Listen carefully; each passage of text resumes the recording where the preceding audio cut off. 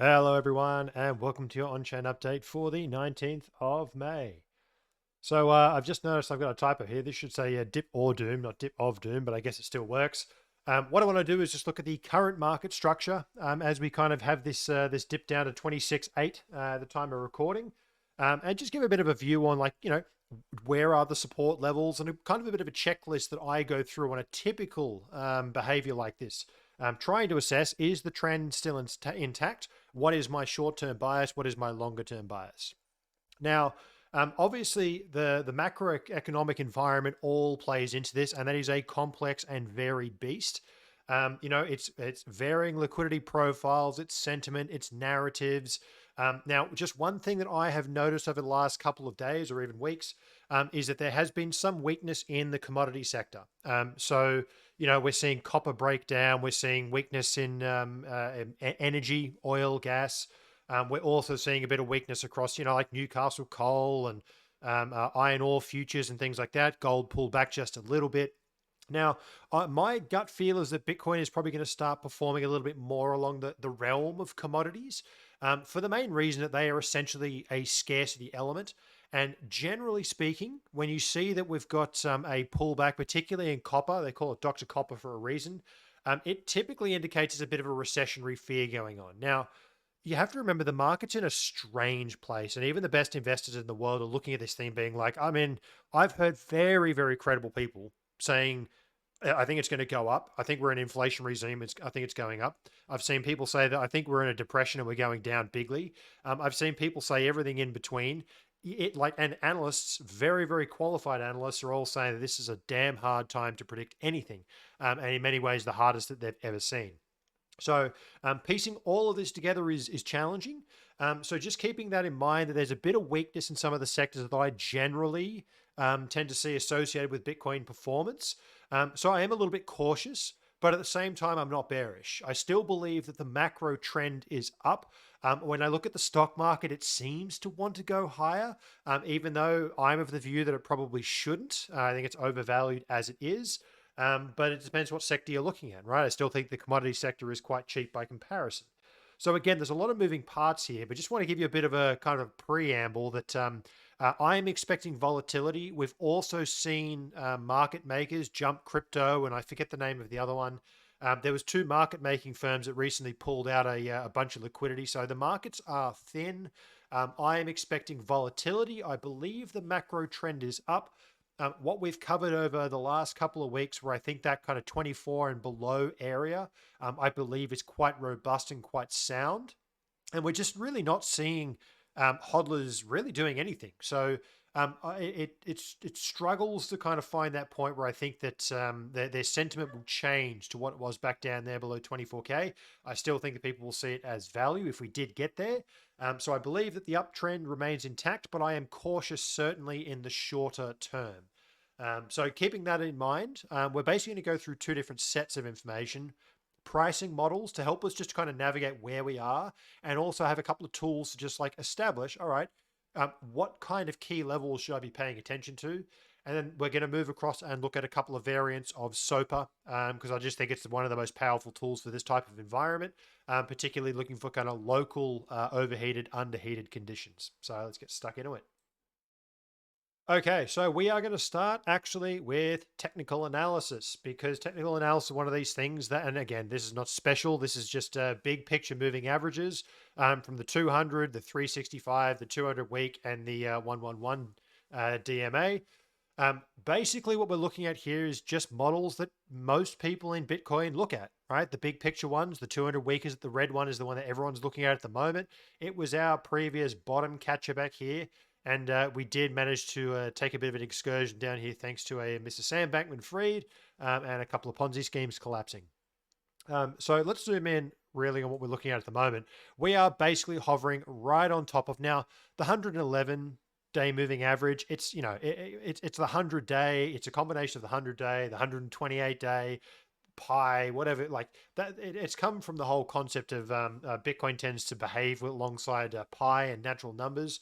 But I have found that the 128-day moving average tends to work pretty well. The 100-day is one that people tend to look at. So, give or take a few periods here and there.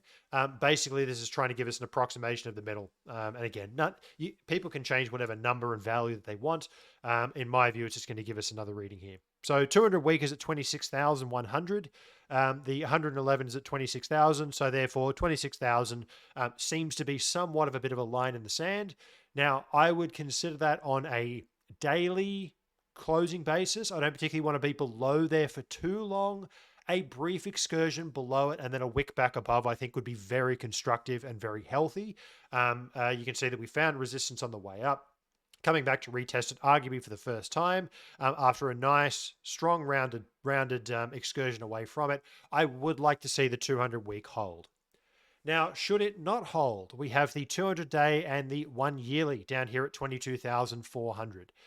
So, we do have support below us. And again, who knows what the world in front of us holds, but certainly just having those two levels, right, in terms of confluence.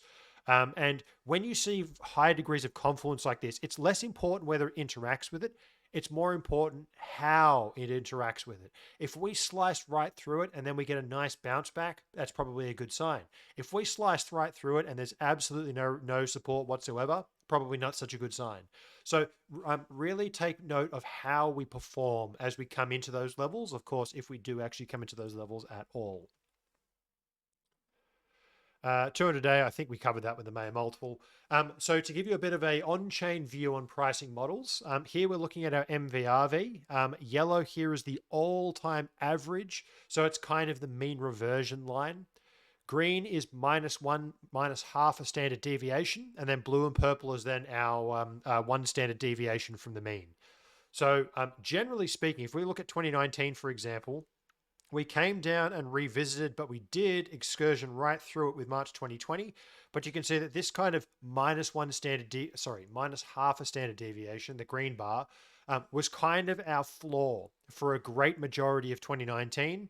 And I like to use these models to kind of understand where we are in the heat, like how overheated or underheated are we in the cycle. So let's just pull it out on a little bit more of a view here.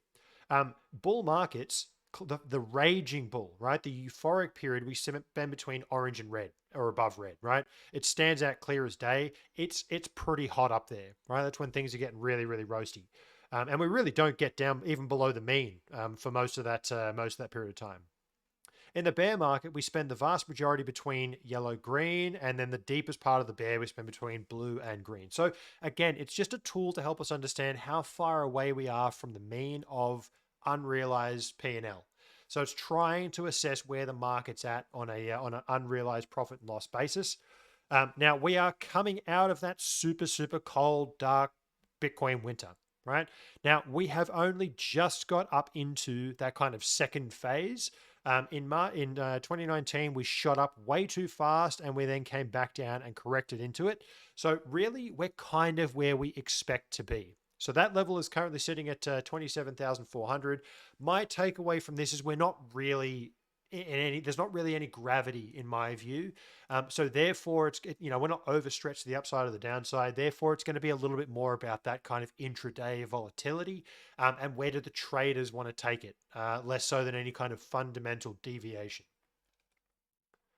So just to supplement that, I quite like these models, the NVT price models, to give us a bit of a fair value, but really more so than a fair value, it's actually more about a fair direction, right? So what I'm looking at here, this is basically looking at it on an exchange inflow basis. The reason I do exchange inflows is because it's kind of a nice way to get a bit of entity adjustment going on. We know that when coins get transferred in and out of exchanges, that is essentially a changing of hands. So in many ways, this gives us a subset of the market, but it filters out all the ordinals, it filters out all the self-spends and all that kind of guff. Even in exchange internals. This is purely looking at coins flowing in and out. You could do it without, but you get pretty much the same result.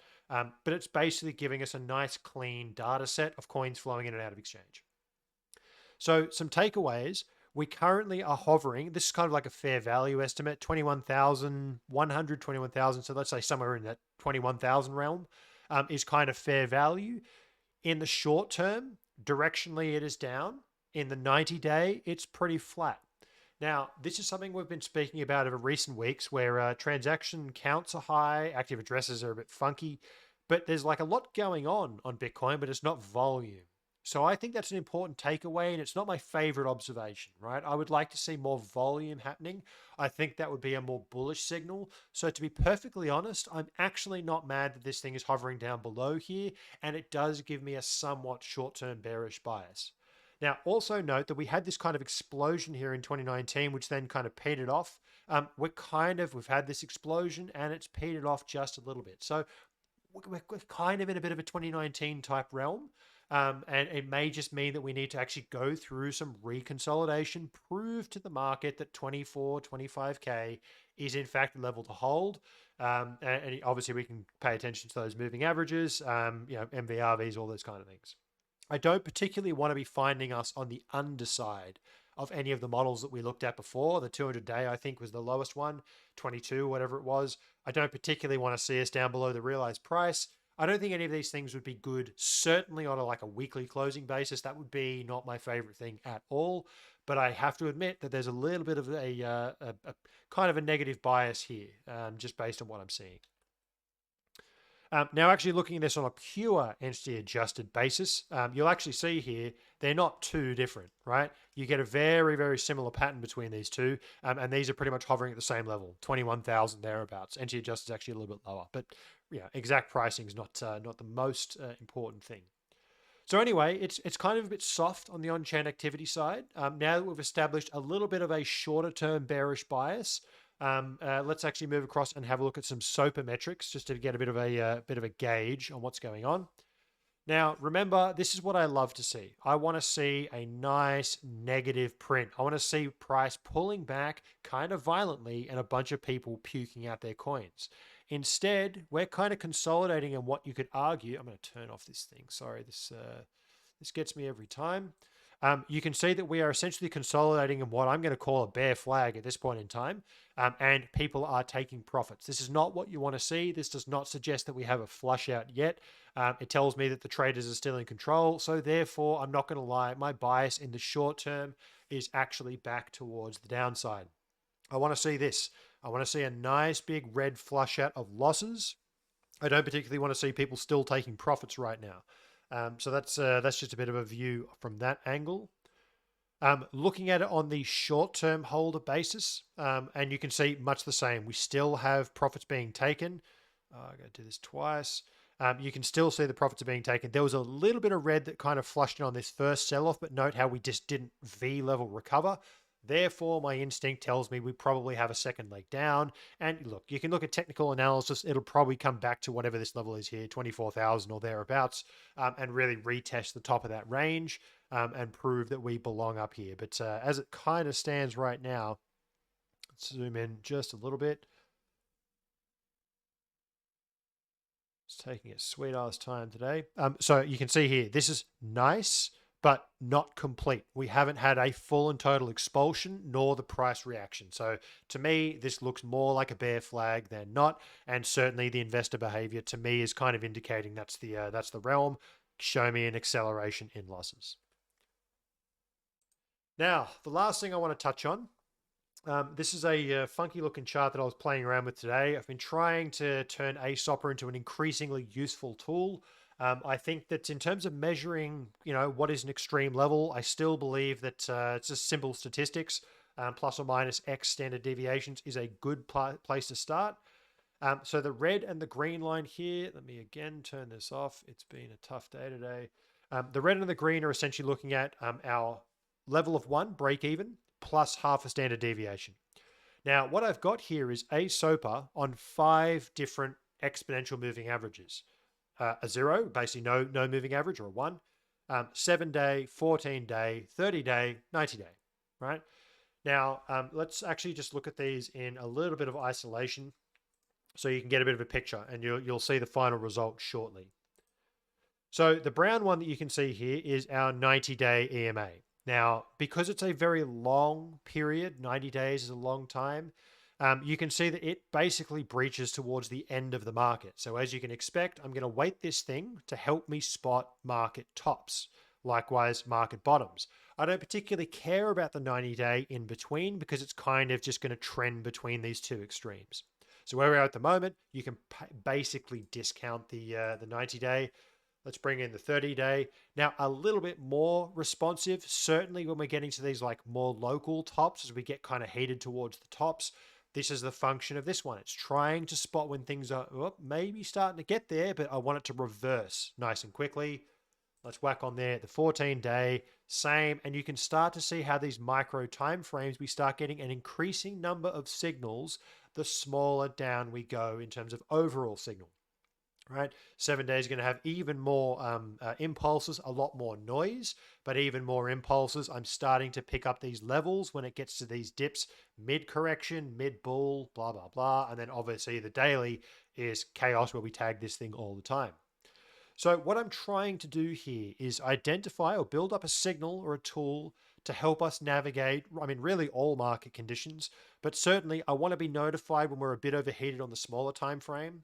I want to be massively informed when we're like blowing up, but also when we're blowing up, it's kind of, we've done a lot of cycle tops and bottom stuff. So I actually really want to be able to survive in micro trends. So for the signal you're about to see, what I have done is I have weighted the shorter time periods more heavily. So when the no exponential moving average and the 7-day are above, that's going to give me a heavy signal. When the 90-day is above, it's going to give me a lesser signal. And the reason why is that all of them are already firing at that point in time. So it's kind of like, it's just like an additional piece of information that just confirms stuff. So you can see clearly during peak bull markets, right? It's telling us we are hot as it gets, right? So obviously we can start zooming in and looking at more tools and, really start thinking about stuff when we get to this point. But I don't particularly care that much about tops and bottoms here. What I really want to identify is the micro market structure. So this thing here, you can see is starting to fire off. Let me turn this thing off one more time. This thing here will start to fire off when we get these kind of local peaks, right? And it will also tell us when we've kind of hit a nice negative downside. So kind of supporting that, you can see that profits were taken on the rally up to 28K. There was a little bit more as we popped up to 30. And by the way, there wasn't a great deal of profit taking, but it put our 30K top in. So it wasn't really a sustained bull market thing. It didn't take much to top us out there. Now you can see that there's also been profits during the correction. Does not look like a nice little negative signal. So right now, people still seem to be taking profits. I'm not overly keen on kind of stepping in front of the train just yet. To me, I feel like this is a bear flag. I feel like we probably have some downside ahead of us. But hopefully this tool can help us kind of navigate that certain path. But I'm certainly waiting for this particular thing to get nice and red. So anyway, I'll include a link to this particular chart in the report today. I'm building out a bunch of these SOPR tools, and eventually they'll turn into a full-fledged dashboard. But for now, you're kind of seeing the experiments as they happen. So anyway, hopefully that finds you well. Have a great weekend, everyone, and I will see you next week. Cheers.